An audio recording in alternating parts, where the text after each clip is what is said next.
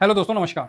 उस समय जो पिछला वीडियो बनाया उस समय ब्लैक आ गया था, इसीलिए मैं इस बार ब्लैक ना आए इसलिए पहले से ही खोल के रखा हूँ। हाँ, ये सर फ्री टेलीग्राम है, इसको ना आप वीडियो के डिस्क्रिप्शन में जरूर ज्वाइन करिएगा। ये स्विंग है, ये शॉर्ट स्विंग है। आईटी का जो भी पोजीशन है अपन इस पर दे दिए हैं, बाकी आपकी मर्जी है। और शैम्पू और फेस पैक जिनको मंगवाना है साहब मंगवा सकते हैं।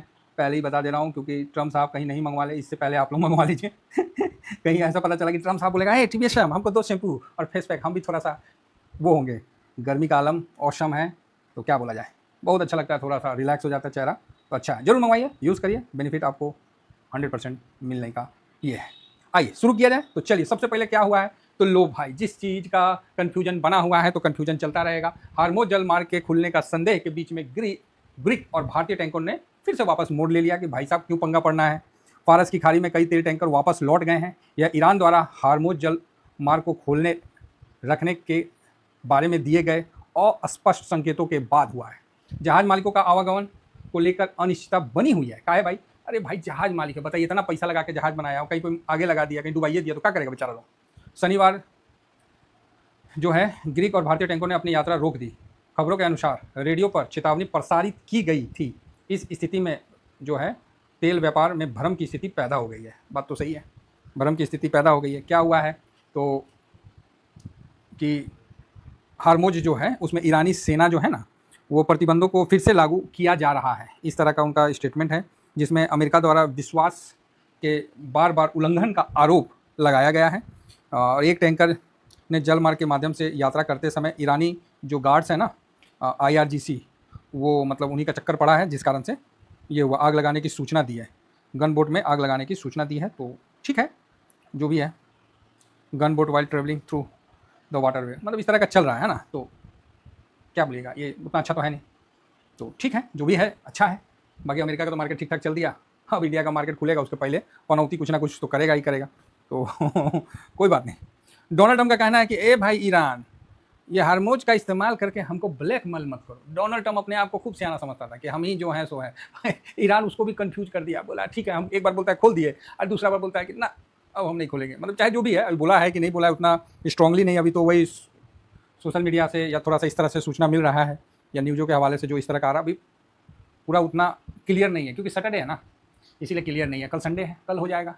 अब मंडे को भोर भोर तक सब क्लियर हो जाएगा, इसीलिए टेंशन नहीं लेने का है, आनंद लेने का इनका। तो ट्रम्प जो है अपने आप को खूब जो सोचता है कि हम यू टर्न मारने में माफिया हैं, तो ईरान भी उसकी बत्ती बंद करने के लिए। और नहीं जानते हैं क्या हुआ है, हो सकता है कि ईरान को बोला गया हो ये भाई देखिए, पैसा तो सबसे बड़ा है, बाप बड़ा ना भैया, सबसे बड़ा रुपया। ईरान को बोला गया कि ठीक है तुम भी बोल दे ट्रम्प का सुर में सुर मिला के कि हाँ हम ये कर रहे हैं वो कर रहे हैं, और एक दो जहाज को छोड़ दें, ठीक। तो ईरान बोलेगा सही है भाई, छोड़ दिए। अब उसके बाद क्या किया होगा, अगर ऐसा हुआ होगा तो, क्योंकि ये जो मतलब जो कॉन्फ्लिक्ट को चाइना बहुत हद तक इसको देख रहा था और उसको कवर कर रहा था। और डोनाल्ड ट्रम्प बोला है कि नेक्स्ट मंथ हम चाइना जाएंगे, तो उसके पहले चाइना नहीं चाहता है कि किसी प्रकार का, वो चाह रहा है कि ठीक ठाक निपट जाएगा, क्योंकि चाइना धंधा वाला है, डोनाल्ड ट्रम्प भी धंधा वाला है, और दोनों एक दूसरे को मार रहा है। ट्रम्प उसका तेल सब जगह से बंद कर रहा है, वेनेजुला हो गया, ईरान हो गया, रसिया हो गया, बहाना ठिकाना कर रहा है, चाइना फिर भी खरीद रहा है ना। चाइना का मूड खराब होता है तो बोलते हैं चाहे चिपे नहीं देंगे, चाहे रेयर अर्थ एलिमेंट नहीं देंगे, वो अलग उसको लट किया हुआ है। चाइना का बहुत हुआ तो एक बार कोरोना फैला दिया, बोला जा दोनों का मिली भगत है। कोरोना भी खाली अकेला चाइना नहीं फैलाया है, इस ससुरा अमेरिका का भी इसमें पूरा हाथ है, समझे, इसका भी हाथ है। चाइना, हम ये नहीं बोल रहे कि हम चाइना कोई प्रेमी है या वैसा वैसा, नहीं नहीं, वो बात नहीं है। अकेला चाइना नहीं, ये इसका भी हाथ है कोरोना में, अमेरिका का भी है। लेकिन वही बात है कि चाइना में डिक्टेटरशिप है, तो वो कुछ निकल के सामने नहीं आता है, चाहे उस तरह का है। उस पर भरोसा तो हम चाइनीज़ पे भी नहीं करते हैं और अमेरिका पे भी नहीं करते हैं। हम भारतीय लोग हैं ना, हम लोग नहीं करते भाई, ना चाइना पे भरोसा करते हैं और ना अमेरिका पे भरोसा करते हैं। जानते हैं दोनों सब बहुत तेज वाला आदमी लोग हैं, बहुत पैसा वाला आदमी लोग हैं, कि कब पलट जाएगा कोई इसका पता नहीं है। तो वो चीज़ है। तो यहाँ सर क्या है कि यहाँ पर ही हो सकता है कि ये गेम सेट हुआ हो, क्योंकि अभी तक इसने पैसा बनाया है, किसने, अमेरिका ने।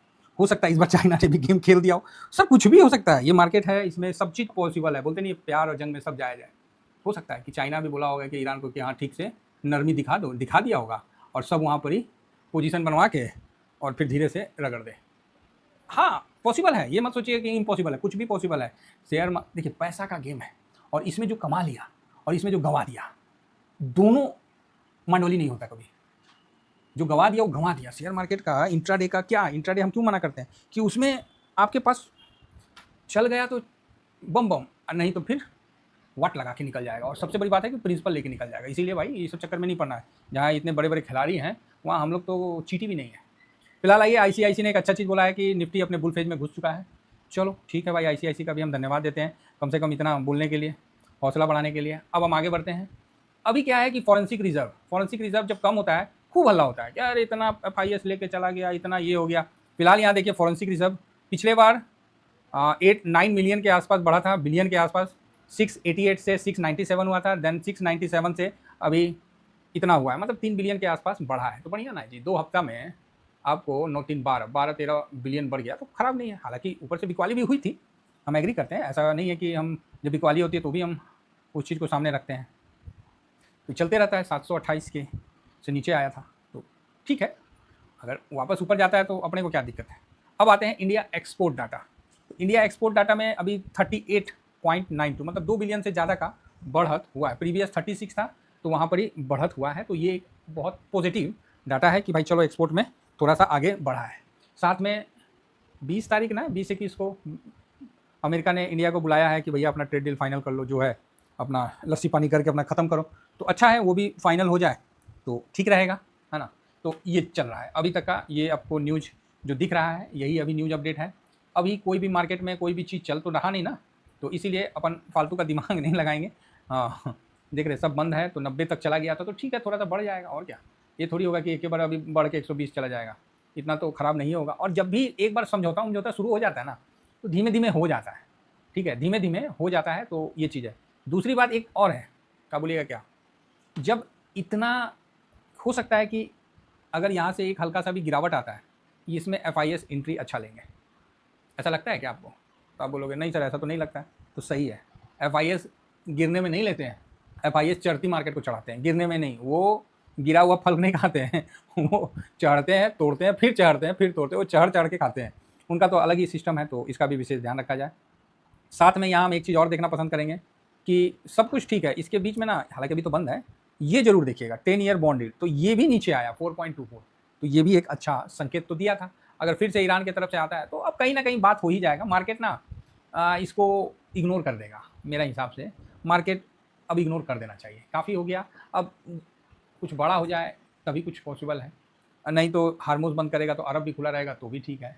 मतलब मार्केट अब इसको धीमा धीमा एडजस्ट करने का कोशिश करेगा। हाँ, इन सब के बीच में होगा क्या, तो बहाना मिल गया महंगाई बढ़ने का, ठीक है, महंगाई बढ़ने का। गोल्ड ऑलरेडी बढ़ चुका है, गोल्ड ऑलरेडी बढ़ चुका है, उसको अब मतलब जो है अब धीरे धीरे सभी सामानों का दाम देखिएगा वो बढ़ने लगा है, तो इसका विशेष ध्यान रखिएगा। और आने वाले साल भर में सभी सामान अपने अपने उच्चतम पे पहुंच जाएंगे। तो इसमें एफएमसीजी बहुत बढ़िया काम करेगा, कंजम्पशन बहुत बढ़िया काम करेगा। तो ये सब क्या है, इंडिया का अपना है, तो यहाँ बेनिफिट आपको देखने को मिलेगा। गर्मी इतना है, डाटा सेंटर है, एनर्जी, ये सब बढ़िया काम करेगा। तो इन सब में फोकस बना के रखिए, और जब भी कोई गिरावट मिलती है तो हल्का हल्का एक्यूमुलेट करिए, नहीं मिलती है तो भी एक्यूमुलेट करिए। आप निफ्टी को 24,000 25,000 पे आप निफ्टी को बोल रहे हैं कि सर बहुत नीचे से ऊपर आ गया, भाई मैं तो इसको अभी 30,000 के ऊपर सोचता हूँ कि जब 30,000 चल जाएगा तब आपका क्या सोचना रहेगा। इसीलिए अभी ऊपर नहीं गया है, काफ़ी बड़ी करेक्शन हो चुकी है, काफ़ी टाइम वाइज करेक्शन हो गया है, और यहाँ से निकलना चाहिए, ठीक है। तो निफ्टी ने बॉटम आप लोगों को बता ही दिए थे। अब कुछ न्यूज़ खराबी आ जाए तो उसका तो नहीं ना हम बोल सकते हैं। तो बाकी आज का यही अपडेट है, मार्केट ठीक है, थोड़ा बहुत न्यूज़ आते रहेगा, देखिए बाकी मंडे को फाइनल हो जाएगा कि क्या क्लियर हुआ नहीं हुआ, ये बात। फिलहाल इतना ही कहकर अपनी वाणी को विराम दूंगा। थैंक यू वेरी मच, जय हिंद जय भारत।